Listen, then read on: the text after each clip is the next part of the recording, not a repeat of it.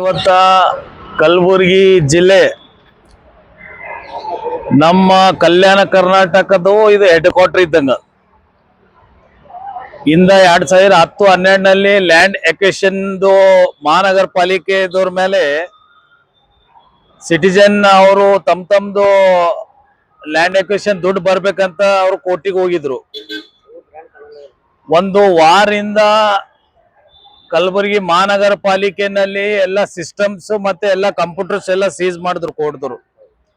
ಇಲ್ಲಿ ಕೋರ್ಟ್ದವ್ರದ್ದು ಏನ್ ತಪ್ಪಿಲ್ಲ, ಇವತ್ತು ಸರ್ಕಾರ ತಪ್ಪಿದೆ. ಇವತ್ತು ಸುಮಾರು ಒಂದು 300 ಕೋಟಿ ಸನಿಪೇನ ದುಡ್ಡು ಕಟ್ಬೇಕಂತ ಕೋರ್ಟಿಗೆ ಲ್ಯಾಂಡ್ ಎಕ್ವಿಷನ್ ಆದವ್ರಿಗೆ ಕೊಡ್ಬೇಕಂತ ಇದು ಕೋರ್ಟ್ದು ಆದೇಶ ಇದೆ. ಇವತ್ತು ಕಲಬುರಗಿ ಜಿಲ್ಲಾ ಅಧಿಕಾರಿಗಳು ಅಂದ್ರೆ ಇವತ್ತು ಕಲಬುರಗಿ ಬಾಸ್ ಇದ್ದಂಗ ಅವರು, DC ಮೇಡಮ್ ಅವರು. ಈಗ ತಾನೇ ಸೋಷಿಯಲ್ ಮೀಡಿಯಾ ಮತ್ತೆ ಎಲ್ಲ ಚಾನೆಲ್ ನಲ್ಲಿ ಕಲಬುರಗಿ DC ಅವ್ರದ್ದು ಕಾರ್ ಸೀಸ್ ಮಾಡಿಕೊಂಡು ಕೋರ್ಟ್ದವ್ರು ತಗೊಂಡು ಹೋಗಿದ್ದಾರೆ.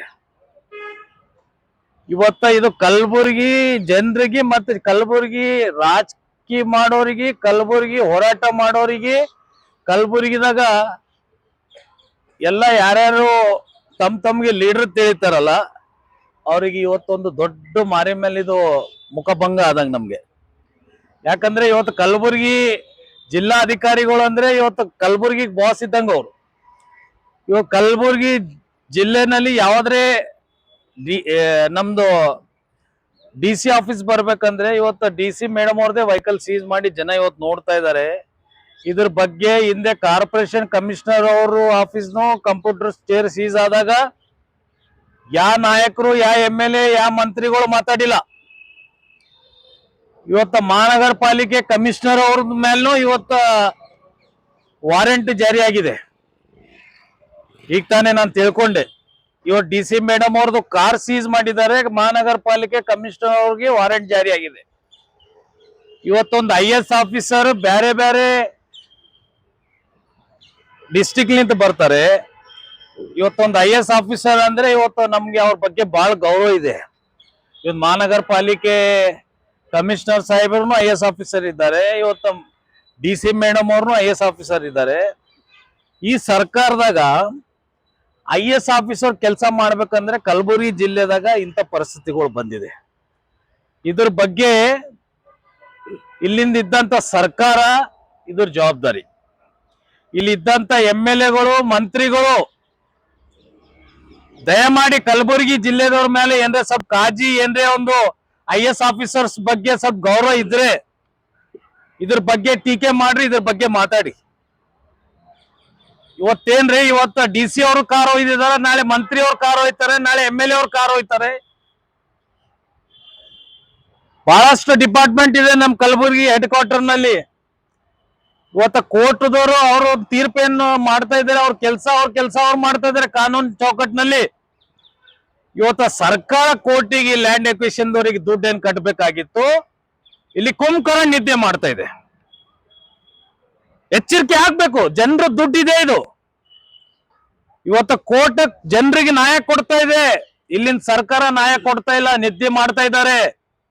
ಈ ಕಾಂಗ್ರೆಸ್ ಸರ್ಕಾರ ಇಲ್ಲಿದ್ದಂತ ಘಟಾನುಘಟಿ ಲೀಡರ್ಗಳು ಕೇಳ್ತಾರಲ್ಲ, ಆ ಪಾರ್ಟಿ ಎಲ್ಲಿದೆ, ಈ ಪಾರ್ಟಿ ಎಲ್ಲಿದೆ. ನಾನು ಇವತ್ತು ಕೇಳಕ್ ಇಷ್ಟಪಡ್ತೀನಿ, ಕಾಂಗ್ರೆಸ್ ಪಾರ್ಟಿ ಎಲ್ಲಿದೆ? ನಿದ್ದೆ ಮಾಡ್ತಾ ಇದೆನಾ? ನೀವು ಅಧಿಕಾರಿಗಳು ಕಾರ್ಗಳು ಜಪ್ತ ಆಗ್ತಾ ಇದೆ, ಅವ್ರಿಗೆ ಅರೆಸ್ಟ್ ವಾರೆಂಟ್ ಆಗ್ತಾ ಇದೆ. ಇವತ್ತು ಇದ್ರ ಬಗ್ಗೆ ಯಾರು ಟೀಕೆ ಮಾಡಲ್ಲ ಇಲ್ಲಿದ್ದ MLAಗಳು, ಮಿನಿಸ್ಟರ್ಸ್. ಬೇರೆ ಯಾವುದೇ ಇಶ್ಯೂ ಇದ್ರೆ, BJPದವ್ರ ಇಶ್ಯೂ ಇದ್ರೆ ಇಮಿಡಿಯೇಟ್ ಆಗಿ ಟೀಕೆ ಮಾಡ್ತೀರಿ. ಇವತ್ತು JDS ದವ್ರ ಇಶ್ಯೂ ಇದ್ರೆ ಇಮಿಡಿಯೇಟ್ ಆಗಿ ಟೀಕೆ ಮಾಡ್ತೀರಿ. ಇವತ್ತು ಬೇರೆ ಬೇರೆ ಸ್ಟೇಟ್ ಲಿಂತ ದೊಡ್ಡ ದೊಡ್ಡ ನಾಯಕರು ಬಂದ್ರೆ ಟೀಕೆ ಮಾಡ್ತೀರಿ.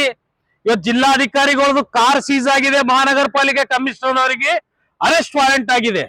ಅದ್ರ ಬಗ್ಗೆ ಯಾರು ಮಾತಾಡ್ತೀರಿ?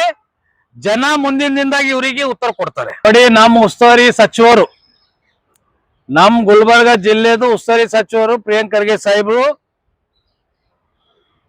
ನಮ್ ಗುಲ್ಬರ್ಗ ಬಗ್ಗೆ ಅವ್ರು ಬಹಳ ಕಾಳಜಿ ಕೊಡ್ತಾರೆ.